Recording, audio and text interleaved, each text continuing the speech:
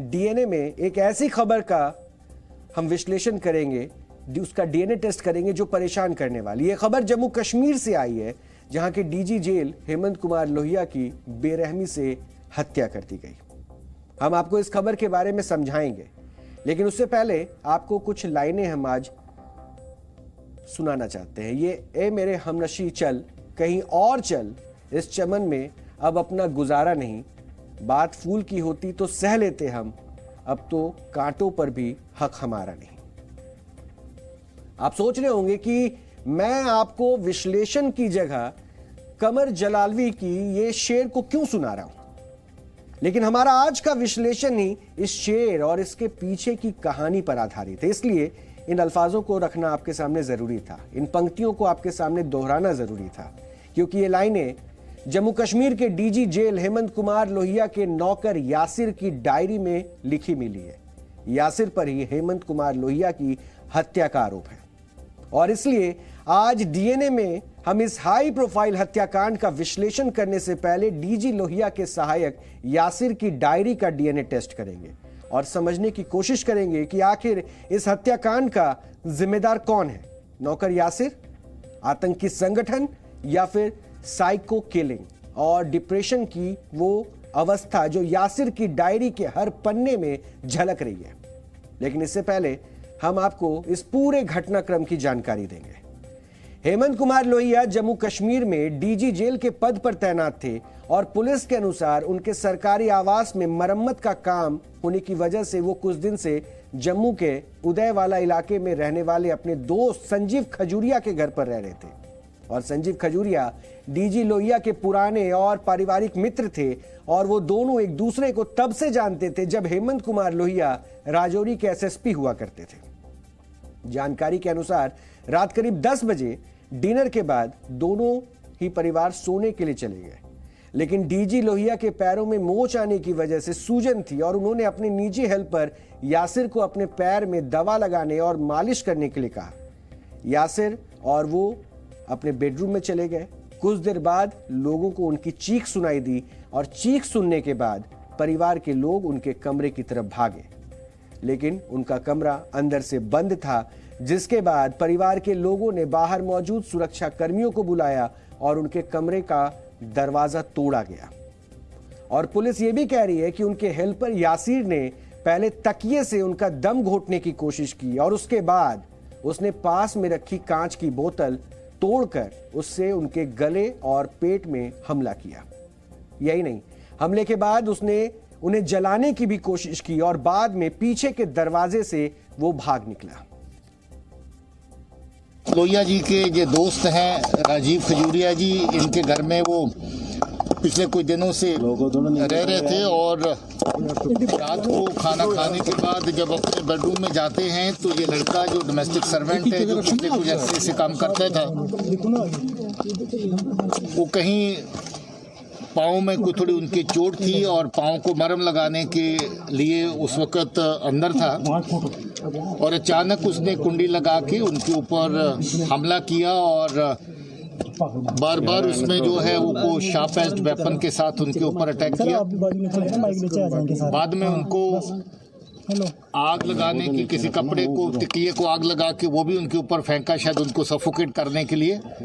घर के लोगों ने बहुत कोशिश करी, दरवाजा अंदर से बंद था, इन्होंने बार बार उसको तोड़ करके अंदर जाने की कोशिश करी, मगर तब तक मुझे लगता है कि जख्मों की ताब न लाते हुए उनकी डेथ हो गई। ये बहुत अनफॉर्चुनेट वाक़ा है कि घर में एक ट्रस्टेड आदमी जो आप बतौर कुक जिसको या बतौर डोमेस्टिक हेल्प इस्तेमाल करते हैं वो इस तरह की बात करे। और घटना की जानकारी मिलते ही पुलिस भी एक्शन में आ गई और पूरे इलाके की नाकेबंदी कर ली गई। बाद में पुलिस ने आरोपी यासिर अहमद को भी घटनास्थल से कुछ दूर काला चक नाम के इलाके से गिरफ्तार कर लिया। इस हत्याकांड की खबर सामने आने के बाद जम्मू कश्मीर ही नहीं पूरे देश में हलचल मच गई, क्योंकि ये कोई आम मामला नहीं है। आर्टिकल 370 हटने के बाद पहली बार सुरक्षा बल के इतने सीनियर अधिकारी की हत्या की गई है और इसलिए इस मर्डर को लेकर कई थ्योरी भी सामने आने लगी। पहली थ्योरी थी आतंकवाद की। डीजी लोहिया की हत्या के कुछ समय के अंदर ही PAFF यानी कि पीपल्स एंटी फासिस्ट फ्रंट नाम के एक आतंकी संगठन ने एक चिट्ठी लिखकर इस हत्या की जिम्मेदारी भी ले ली।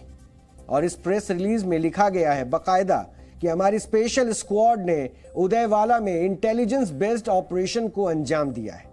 हमने जम्मू कश्मीर के DG जेल HK लोहिया जैसे हाई प्रोफाइल टारगेट को मार दिया। ऐसे हाई प्रोफाइल ऑपरेशन की यह महज शुरुआत है।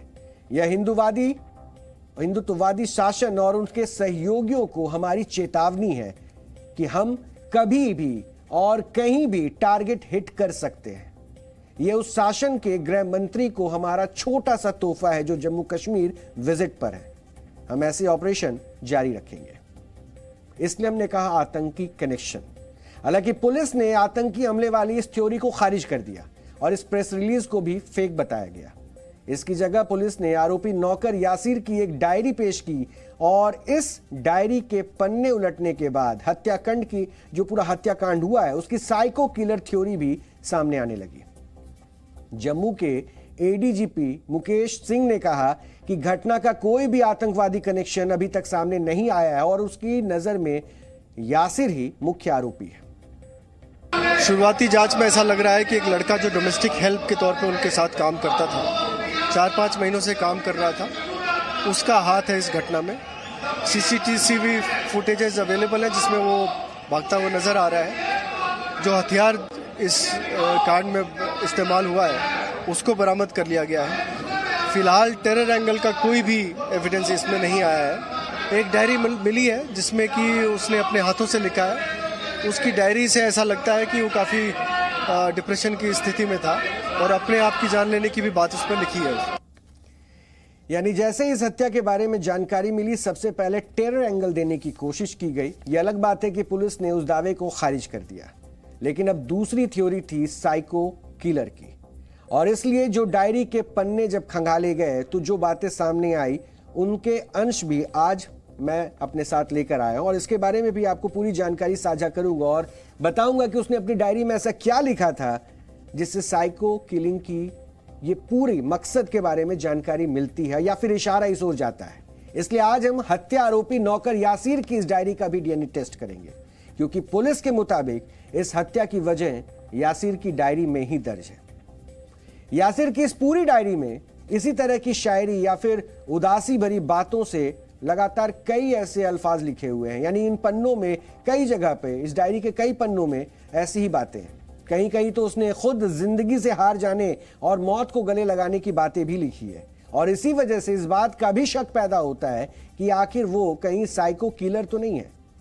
और ये स्थिति आप उसकी डायरी के इस दूसरे पेज से देख कर समझ सकते हैं जो हम आपको दिखा रहे हैं। उसमें लिखा है my life 1%, happy 10%, love 0%, tension 90%, sad 99%, fake smile 100%। ये उसके डायरी में लिखा हुआ है। यहां उसने अपनी जिंदगी को सिर्फ 1% आंका है, जबकि प्यार के नाम पर उसने 0 लिखा है। यही नहीं, टेंशन पर 90%, दुख उदासी 99% और नकली मुस्कान 100%। यानी वो लिखता है कि उसकी जिंदगी में प्यार नहीं है तो सिर्फ टेंशन, उदासी और एक नकली मुस्कान। लेकिन सवाल यही है कि आखिर वो जिंदगी से इतना ही परेशान था तो हत्यारा क्यों बन गया। हम आपको उसकी डायरी का एक और पन्ना दिखाते हैं, उसको पेज आपको हम पढ़कर बताते हैं, क्योंकि वो दूसरे पेज में भी बहुत सारी बातें ऐसा लिखता है जिसके ऊपर शक बढ़ता जाता है। हर दिन एक उम्मीद के साथ शुरू होता है लेकिन अंत एक अनुभव के साथ। यही जिंदगी है। इस डायरी में उसने जिंदगी से नफरत करने और खुद को खत्म करने की बातें भी लिखी है। डायरी के अगले पन्ने में वो कुछ और बातों को लिख रहा है। उसमें लिखता है आई हेट माई लाइफ, जिंदगी तो बस तकलीफ देती है, सुकून तो अब मौत ही देगी। Dear death please come into my life, I am always waiting for you. वो ये तमाम लाइनें, तमाम पंक्तियां यासिर ने अपनी डायरी में लिखी है और ये पुलिस का दावा है। और डायरी में यासिर ने आगे भी लिखा है, वो हिस्सा भी आपको जानना चाहिए। यानी यहां सीधे सीधे मौत को गले लगाने और अपनी जिंदगी खत्म करने की बात बार बार यासिर लिखता हुआ दिखता है और वो मौत का इंतजार और उसके स्वागत की बातें लिख रहा है। लेकिन सवाल यही है कि खुद मरने की बातें करने वाले जिंदगी से हताश नजर आने वाले यासिर ने डीजी जेल की जान वाकई ले ली। I am sorry, I am having bad day, week, months, year, life, I want restart my life. और ये उसकी डायरी के वो हिस्से हैं जिन्हें पुलिस अपनी तफ्तीश में शामिल कर चुकी है और हत्याकांड के साइको किलिंग वाले पहलू की जांच हो रही है। Psycho killing. और अगर ये डायरी और उसमें लिखी बातें यासिर ने ही लिखी थी तो आप इससे उसके किलर सोच के बारे में भी अंदाजा लगा सकते हैं। पुलिस के अनुसार यासिर पिछले 6 महीने से डीजी हेमंत कुमार लोहिया के साथ था और उसका बर्ताव काफी एग्रेसिव था और यह पहलू इस हत्याकांड को साइको किलिंग वाले एंगल के और करीब ले जाता है। कुछ रेलेवेंट क्लूज ऐसे मिले हैं जिससे लगता है कि उसका स्टेट ऑफ माइंड जो थोड़ा सा काफ़ी डिफरेंट था और पुरानी उनकी हिस्ट्री में भी थोड़ा पता चल रहा है कि काफ़ी अग्रेसिव नेचर का वो आदमी था। अब ये जो वाक़ा हुआ है इसकी बाकी तहकीकात कर रहे हैं और उसके फोटो जो हैं अलेज्ड मर्डरर के वो मीडिया में जारी कर दिए गए हैं। यह हत्याकांड बेहद हाई प्रोफाइल था क्योंकि जिस वक्त यह हत्या हुई ठीक उसी वक्त केंद्रीय गृह मंत्री अमित शाह भी जम्मू में ही मौजूद थे और गृह मंत्री शाह आर्टिकल 370 हटने के बाद पहली बार जम्मू रीजन में पहुंचे थे और इसलिए इस घटना में हर तरफ हड़कंप मच गया और सियासी प्रतिक्रियाएं भी लगातार आने लगी। यानी ये आप समझ लीजिए कि सियासत भी इस पर बहुत तेज हो गई और धारा 370 हटने के बाद जब अमित शाह का ये दौरा था और उसके बाद इस हत्या की वजह सामने आई, हत्या की खबर सामने आई, तो प्रतिक्रियाएं आने भी लाजमी थी।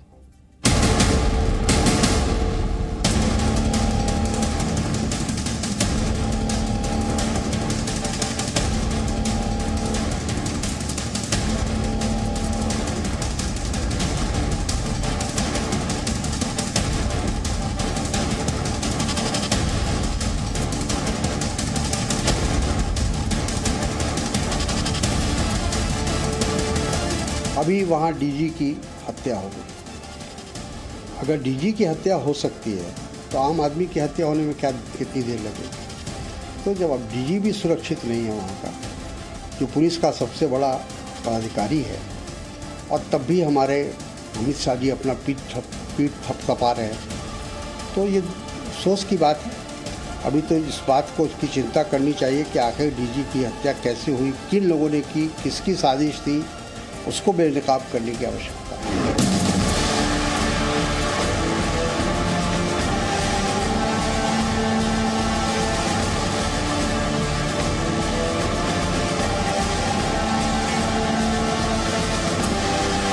जो कुछ भी मैं हुआ है दुर्भाग्यपूर्ण है और मेरा मानना है कि जम्मू कश्मीर जैसे स्टेट में अगर इस तरह की घटना होती है तो परेशान करती है और बहुत परेशान करती है।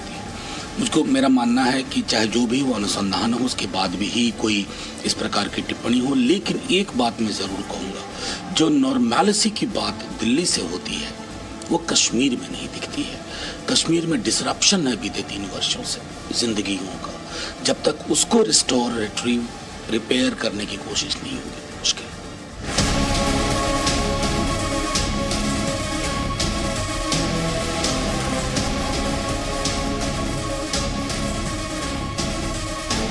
यासिर की डायरी से संकेत मिलते हैं कि वो अपनी जिंदगी से खुश नहीं था। उसे मौत जिंदगी से बेहतर लगती थी, लेकिन उसने अपनी जिंदगी खत्म नहीं की, बल्कि आरोप है कि उसने डीजी जेल की हत्या कर दी। लेकिन कत्ल के पीछे क्या वजह थी ये अभी साफ नहीं है।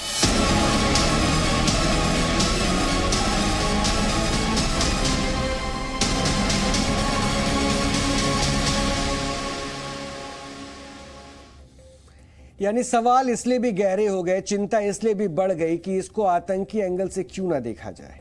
इस वजह से क्योंकि धारा 370 हटने के बाद अगर गृह मंत्री का ये दौरा है और उसके बाद तुरंत इस हत्याकांड के बाद कोई एक ऑर्गेनाइजेशन सामने आता है और ये कहता है कि ये हत्या हमने अंजाम दी है, तो शक क्यों ना बढ़े, चिंता क्यों ना बढ़े। फिलहाल पुलिस की जांच को प्राइमरी फोकस जो है वो आरोपी यासिर की डायरी है और उसकी मानसिक स्थिति पर केंद्रित है ये पूरी की पूरी जांच की प्रक्रिया। हालांकि पुलिस अभी भी मामले की जांच कर रही है और वो हर मुमकिन एंगल खंगालने की बात भी कह रही है। और इसमें आतंकवादी यानी कि टेरर एंगल भी शामिल है, जिसकी ओर बार बार हम इशारा कर रहे हैं, जिसके लिए दावे भी किए गए और हम चाहते हैं कि वो सच भी सामने आए।